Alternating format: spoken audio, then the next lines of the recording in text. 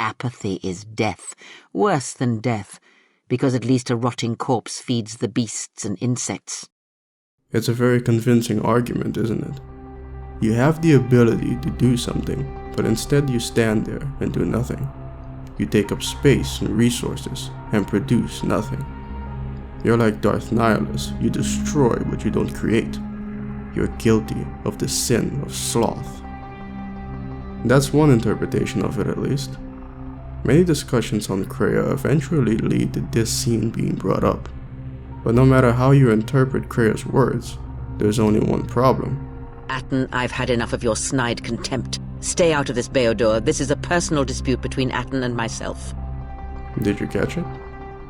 This isn't Kreia. The biggest giveaway is the fact that she refers to your party members by name. She always calls Beodur the alien and Atten the fool. But also remember that Kreia wouldn't set foot on Korriban. She's back on the ship. If you walk Korriban's surface, you shall walk it without me. This place is strong with the dark side. It is difficult to center myself here. Remember where you are in this scene. You're on Korriban, but more specifically, you're inside the tomb of Ludocrash. Korriban radiates dark side energy, but it's even more potent inside the tombs. What does the dark side do? It corrupts. Perhaps it would be more accurate to say that it tries to bring you over to its side. I imagine a location that radiates with the light side of the Force would try to do the same. That could be considered corruption as well, but it would obviously go about it differently. The dark side wants to break you violently, and if it fails, it kills you. This is a manifestation of the tomb of Ludocrash, and so is all your companions. The game gives you the option to recognize this and say that this is just another trick. When everyone shows up and array themselves against Kreia, you're given the option to either help Kreia, help your friends, or do nothing. If you choose to do nothing, the tomb attempts to influence you, and it does so in a particularly clever way. So you will do nothing? Apathy is death.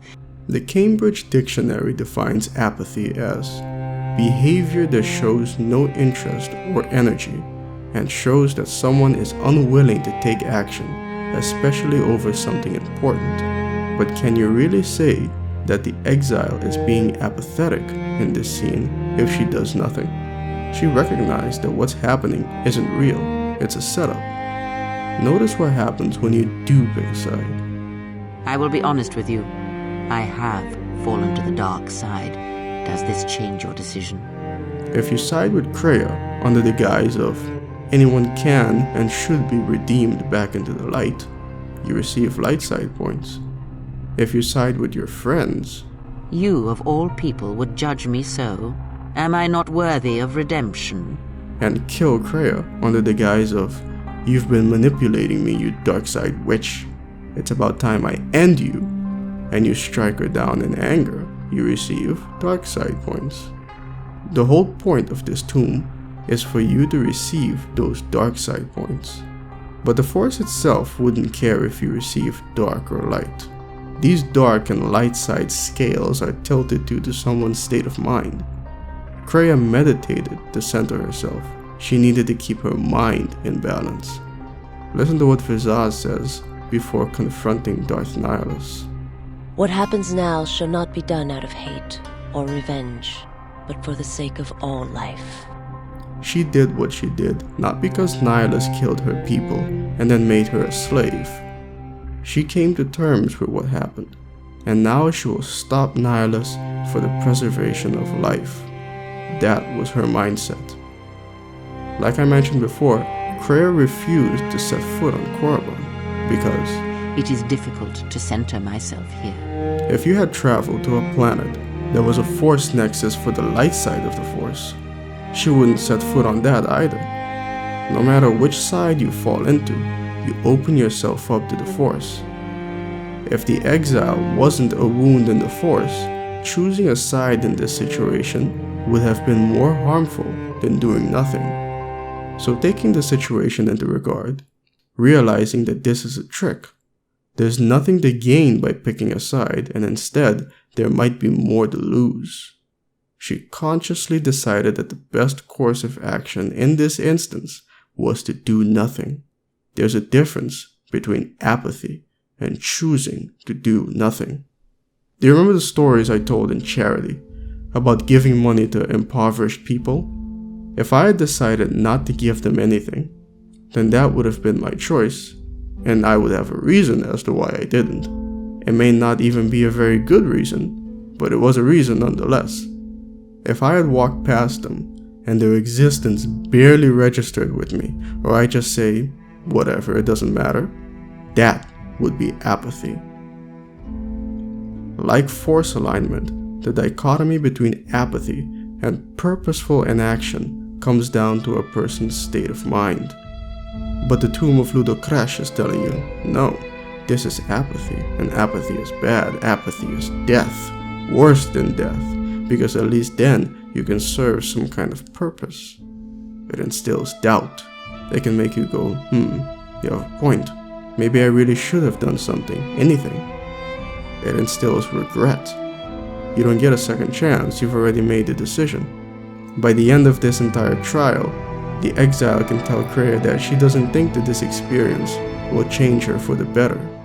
Experiences with the dark side don't have to change you right away after all. It can influence decisions you make in the future.